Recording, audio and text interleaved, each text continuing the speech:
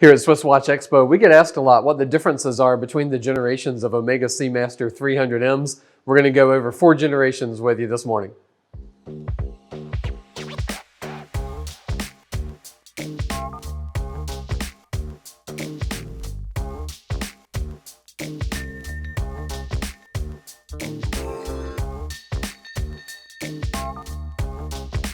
The Omega Seamaster is a watch that we love here at Swiss Watch Expo. We're big Omega fans. I wear an Omega every day, vintage one from 1970. But one of the things that we find about the Seamaster is that it is one of the best value watches for the dollar that we carry, and therefore it tends to be perennially one of the most popular watches here at Swiss Watch Expo. But we do get a lot of questions about the generations, the differences between them. So we're going to do some comparison here this morning. I've got a few of them out here, sort of driving Penny crazy with how many I asked her to pull for today. But it's a great watch with an excellent heritage. The watch dates back to 1948.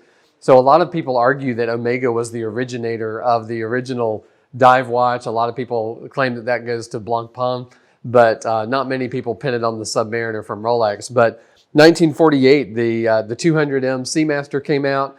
It wasn't really intended to be a dive watch at the time, so I guess that's where some of the argument lies. But they wanted to revamp the line, and in 1993, there was this earthquake of launching the 300M. The previous watches soon became known as the pre-Bond Seamasters because anything that we see now that has this sort of look where you've got the blue bezel and the blue wave dial tends to be called a Bond watch. Well, why is that? The reason is 2 years later in 1995, Pierce Brosnan wore it in Goldeneye. And ever since then, James Bond has worn Omega Seamasters. And so you'll see a different special edition pretty much with each new movie that comes out. But that was where this got its name, and its nickname was from that Goldeneye movie in 1995. So the design that they came out with in 93 for this watch really has stood the test of time. They've tweaked it a lot. There's a lot of little subtle changes, but really, you know, it's still recognizable as a Seamaster 300M, no matter which generation you're looking at.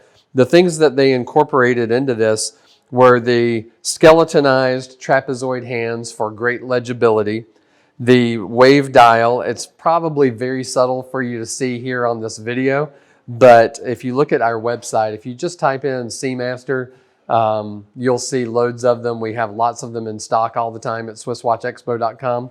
And you can always give us a call. We can help you sort the inventory. But it has this really cool scalloped bezel. The first generation here from 1993 has a blue painted aluminum bezel insert. And the indices are flat to the surface of the dial, and they were initially tritium. So a lot of these you'll see over the years, they have yellowed with age. They have a patina.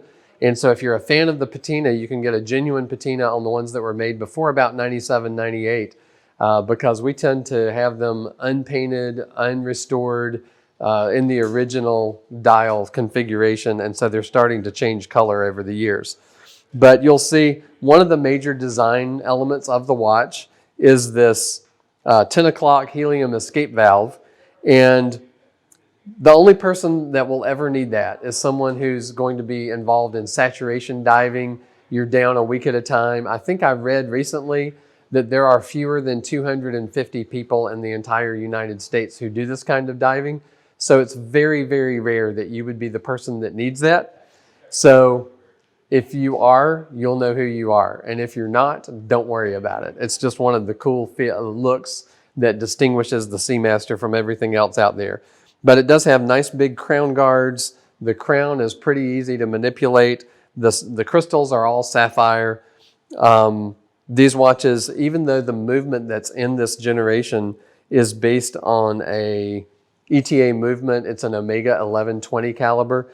It is a certified chronometer. The ETA version that it's based on is not.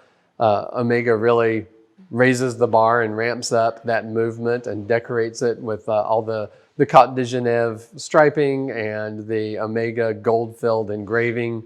And it's a really good-looking movement, even though it started its life as an architecture done by ETA. It's a great movement. It's considered one of those rock solid workhorse movements in the industry. So I would never be at all concerned about this being a great movement. Of course, you've got the date aperture at 3 o'clock and the lyre-shaped lugs, just like you see on the Speedmaster. So a lot of very Omega design cues there.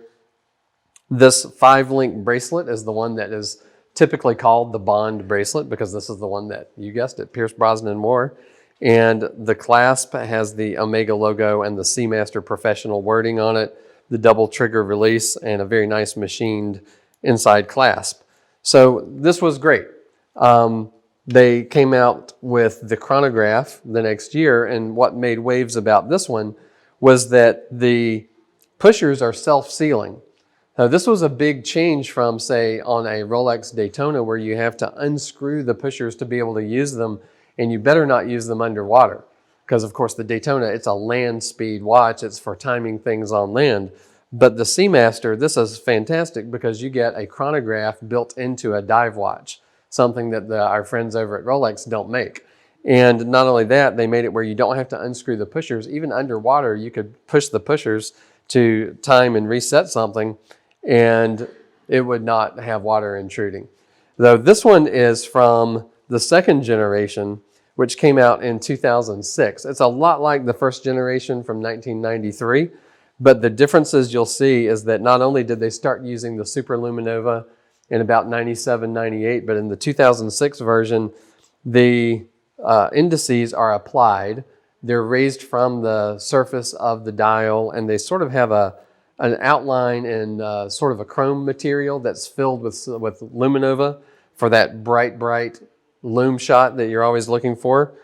And then they switched to an applied Omega logo, and the Seamaster writing is in red.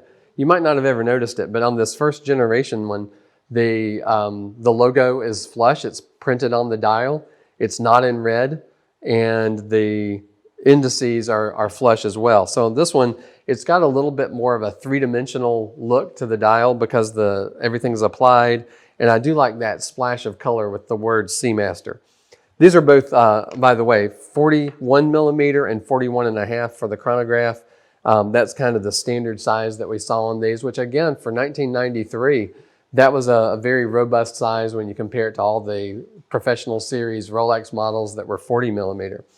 So then the next generation came out in 2012, and it really made quite a splash as well.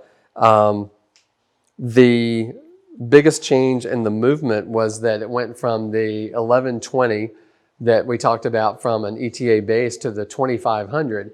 And this was all of a sudden the coaxial movement. It's still a certified chronometer, but the sizes stayed the same, 41 millimeter and 41.5 for the chronograph, but the bezels went to ceramic. So instead of being the painted aluminum inserts that can scratch and fade in time with the color, they really stayed the same. Oh, a note about the color. These were available in black dials as well as blue.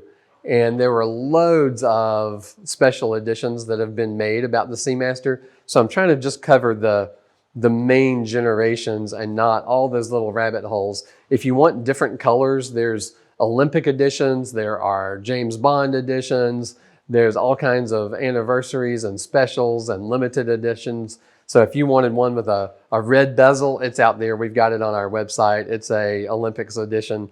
Lots of different choices out there for color, but I'm just kind of showing you some samples here.